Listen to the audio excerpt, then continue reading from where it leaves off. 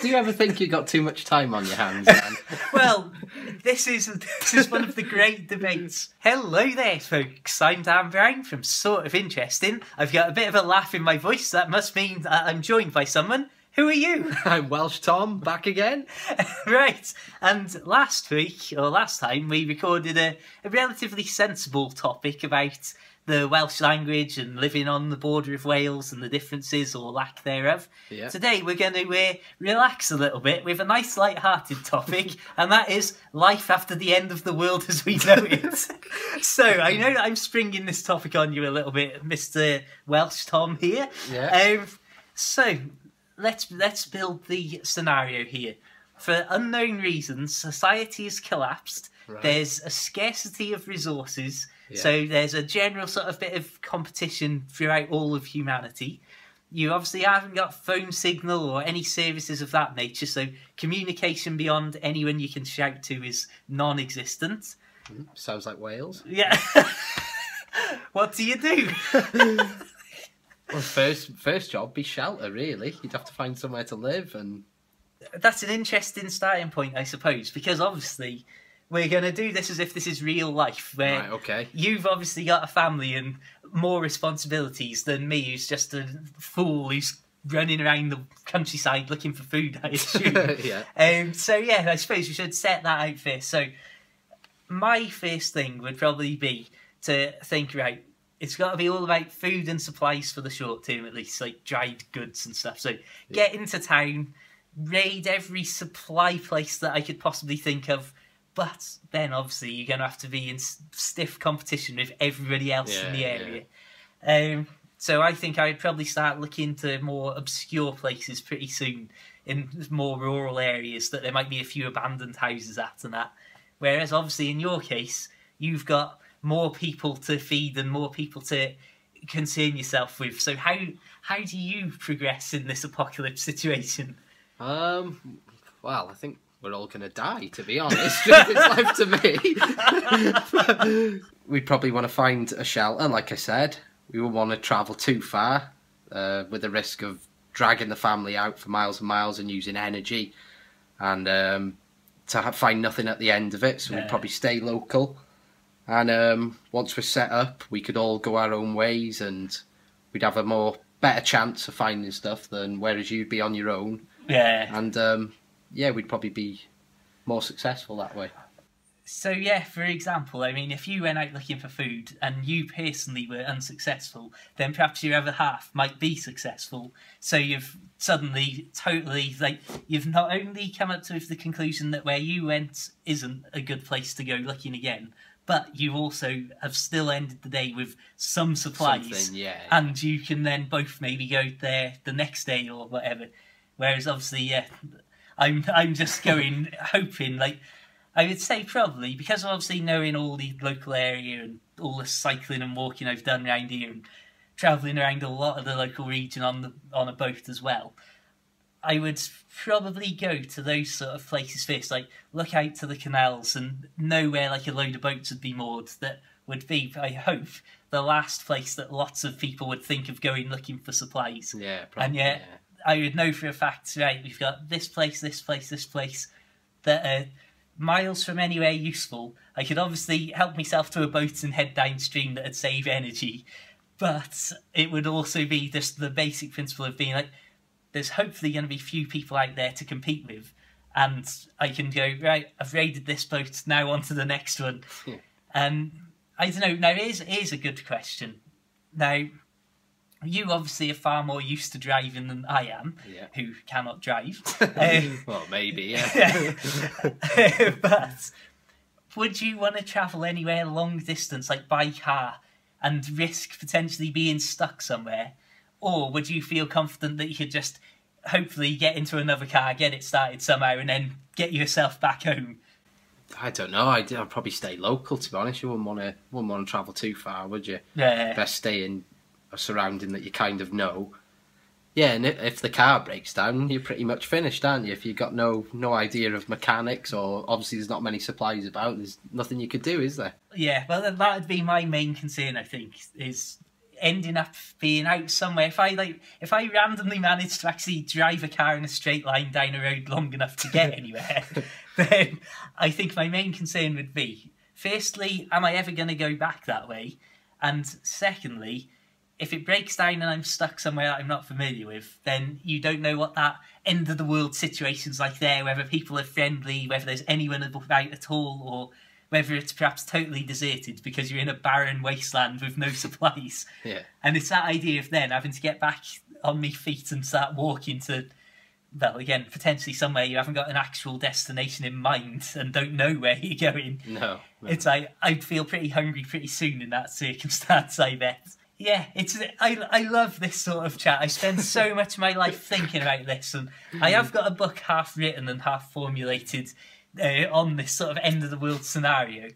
And in fact, I did write a book based on a lad who works in a supermarket and spends a lot of time and ends up living and camping in the local forest. Strange, I don't know who that could possibly be based on. It's called The Sweet Forest. Links in the description. Do you ever think you got too much time on your hands, Dan? Well, this is one of the great debates. When I was on the boat particularly, I would spend a lot of time formulating and discussing these late night things. If I drank alcohol, these would be, or if I smoked anything, for example, there would be this sort of conversation that would probably go on, but I'm just actually sober when I do it. But yeah, let's think. What other potential difficulties are we being posed? I think probably the medical thing would be the medical, yeah. That'd be my biggest concern, I reckon, after the immediate need for food and stuff. Because obviously you've got not only, like, I don't know, asthma and that, which mine isn't bad, but if it did get bad, then I'm going to really struggle, like, getting supplies or anything to do with that. And then I think your biggest trouble would be, like, if something serious happened, like if you got injured or something, and that again, where you would be able to have, like, other people around you to like help out. It's like, myself, I would be in a sticky situation. So whereas I'm lying with my feet up with the kids out looking for food and the wife cooking a nice bit of rabbit on the stove, you could be lying in the woods with your leg broke with nobody to help you. Yeah, well, thanks for that nice cheery image. Just to go on top of this end of the world scenario we're discussing. But yeah, that would be my biggest concern outside of immediate food and supplies would be exactly that situation. It's like, if I'm somewhere in one of these specifically untrodden, obscure places that I've deliberately travelled to be out of the way of people and potential trouble, I am exactly in the opposite situation as you, where I am also there. Like, anything happens, if I crash me boat and break me leg or something, then it's like, I've got to try and bandage myself up and limp along and hope that nobody finds me and steals me stuff. Yeah, that's something that we need to talk about. Stuff. What on earth would potentially be considered valuable after money doesn't hold any potential value or use whatsoever? Coca-Cola bottle caps. Let's fall out. Well, see, it's that sort of stuff. You never know what bizarre, like, cultural thing could rise up like that. But I think even stuff like, I mean, you know that I'm a big lover of gold and purchasing, like, I like to call them tangible assets and not sound like a massive douchebag. But it's that sort of, I quite like the idea of you've physically got something that's actually valuable just as a thing itself.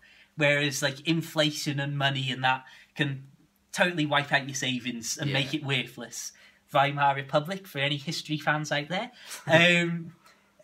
Whereas a gold bar is like, as long as there's certain amounts of scarcity or turmoil in the world, it's a piece of an actual valuable thing in and of itself. Because I often think, like, something like a few little ounce gold bars that would be absolutely nothing to carry around with you could also be just as valueless as money in that society, because what's anyone going to do with it? Yeah, exactly, yeah. So then, like, something going on the medical thing, something like plasters and bandages become important and valuable. And the other thing is, if you did have valuable stuff. Well, stuff that was valuable before. You could easily become a target to bandits and, you know, all them types of things. So I don't know. Would you be better off having nothing or better off having something? I don't know. And again, that's then play into your group sort of society perfectly, because you'd have a base that you'd be able to leave your stuff at. So when you were out and about potentially risking bumping into baddies and bandits, you would be able to go with nothing and come back with nothing in the worst case scenario. Yeah, you wouldn't lose all your savings, would you, in that way? Yeah. Well, that's been a nice cheery thought. It's really perked my day up. Yeah. Thanks for that, Dan. I just thought it'd be interesting. This is the benefit now that I'm in YouTube semi-retirement. We can just do random stuff like this, and if people enjoy it, then that's fantastic. And if people don't enjoy it, then it's not destroying Brand Brown. So I don't know, perhaps people listening to this have enjoyed the general chat and nonsense. We'll go on to a serious topic next time, which will be... This isn't serious? Yeah. We'll go to a sensible topic then next time, which will be the concept of growing up. Oh, and again, God. We're in two very different situations here. Yes. Whereas you have... we'll get into it. We'll save that for next time. Thank you so much for tuning in. I hope you've enjoyed this random ramblings from an Englishman and a Welshman step into a studio.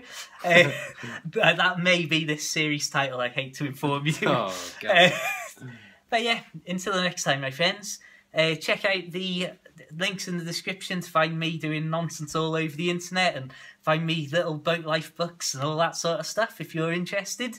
You'll also find a link to Mr. Welsh Tom's YouTube channels, and his like Minecraft and gaming stuff like that. Well, just until the next time, have an absolutely fantastic day. Keep it apocalypse worthy, keep it interesting, and of course, my friends, farewell. Farewell.